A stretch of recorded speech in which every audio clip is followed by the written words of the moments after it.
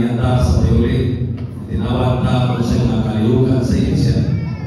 Kanya, nagpamatuod ng suwabahin sa Biblia. Kanya, tanang sa natin na ang tanang pahingulo sa Biblia, doon na isangkap sa kinabuhi. Dahil yun, kanya, bahit sa mga tagapagkita na nilindiri, mga grupo sa mga diakono, kanya, asa mga ito, basa ang grupo sa diakono. Nagbasa ng Biblia, ato makinig o asa ating mga kapitulo o siguro. Dahil Ginoo nagpakita na kini atong gibuhat sa iglesia, dili ni awak-awak kundi kasulatan nila. Dunay elders, dunay diakono, dunay mga bisita bubuhat, o dunay mga magtotoo ng sulit. Dahil Ginoo nagpakita ni Gwen, basahon na, labi na basahon sa mga buhat. Kaya yung basahon sa mga buhat ng sulit, usahan din siya ka litrato o sumanan sa atong pag-alaga diyan sa iglesia ng Pilipinas. Salamat sa Panginoon. Diyan sa iglesia ng Pilipinas, makapanayon tayo mapabiling tayo pagtulungan sa apostoles, pag-imitay, pagtipid sa tinapay o mga pagkampo. So, sa buhat 2:42, muli ang subanan ipakita na himuon aron makapanayon tayo sa iglesia ng Pilipinas. Dahil yung Ginoo, sa ipakita sa Ginoo Lingson, kalabot sa mga magtotoo, diya sa buhat, Kapitulo 4:32, o nausa ang galak sa mga tinunan, sa mga nanuo sa Ginoo, o gabi na sa kasing-kasing. Nausa ang kasing-kasing, o galak sa mga nanuo sa Ginoo. Talag sa uling utang Lingson, nausa ang kasing-kasing, nausa ang galak. Muna ipakita sa Ginoo Lingson, mausa ang itong kasing-kasing, mausa ang itong galak. O niya sa buhat 4:32 na muna itong ihemplo niya sa pagkausa ng Lingson. Diya sa pagkausa, wala na rin wala ng utanga, kailangan ng utanga, kundi nausa, siya na nausa na ang pati ng Lingson. Pero kini ng utanga ng Lingson, wala ang padayon. Tungod kay nagdadaghan ang mga totoo sa iglesia sa Jerusalem. Nisanay, o niya, tungod sa pagsanay sa mga totoo, doon ay upang mabutaan na nagkalimutan nila wala makatali pagkakat labi na sa mga kabos o mga bahay-balo. Wala nakalimutan nila usap nila sa mga buha size nagpili sila o mga diakono. So, kini mga sa mga Lingson, ni gamay mo utang kundi kasulatan mo nila mag-iban sa inato diha sa iglesia ng Lingson. Hanay ni sa mga buhat ng Lingson. So, diha sa mga buhat, nagtudlo o diakono, ito ka diakono. O niya, tinirapag diakono ng Lingson, puno sa Espiritu Santo.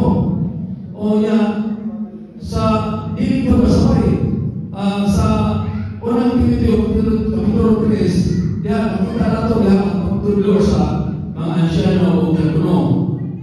Tanang di panunod ng Lingson, di nasaway, kundi kanunay ng pahimulos kung kanunay sa presensya sa Ginoo. Mga Lingson na yung Ginoo, diya sa kabuhat ng Lingson, ang pili o ito ka diakono. Wala man pinipot na ito, wala man maniyon ng pito din diakono, kundi base sa paginahanglan sa mga magtotoo, ginaganon sa mga magtotoo na angay ipahimutan sa Ginoo. Pusa, sa iglesia sa kita, dili ka kay pito ka diakono, dili daghan pa diakono, dili sa mahayag pinangatag daghan mga diakono aron pag-abak sa mga ansyano sa mga doktor diha sa Levitikal Service ng Lingson. So, ang mga diakono ng Lingson, dili masaway, puno sa Espiritu, o niya, itaasan sila sa Levitikal Service. So, dili kamay utang ang diakono ng Lingson. Ang mga ansyano, itaasan sila sa espirituhan ng bukang. Matapos mawag, dili nila mabilang ang tulong sa mga nanguna sa iglesia. Ang mga diakono, itaasan sa Levitikal Service. Pero, puno po sa Espiritu.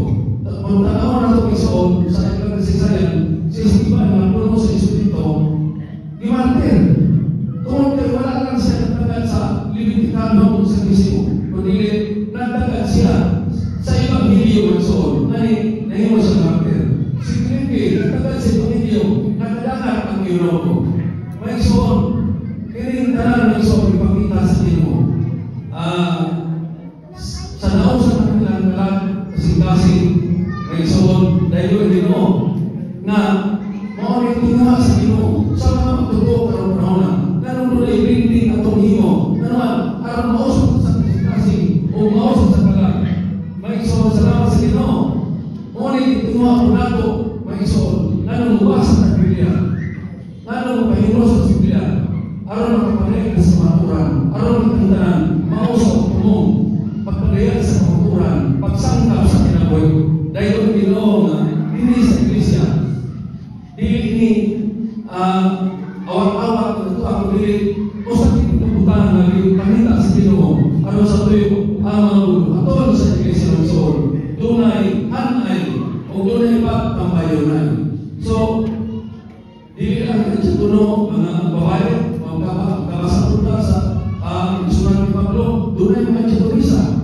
So, dahil yung Ginoo, tama mga sister, mga Japonesa sa Iglesia, dunay katabang to sa mga luwaton, sa kusina, sa mga pamilyo, ay di kami maakotaran ni so kami na dunay yung church.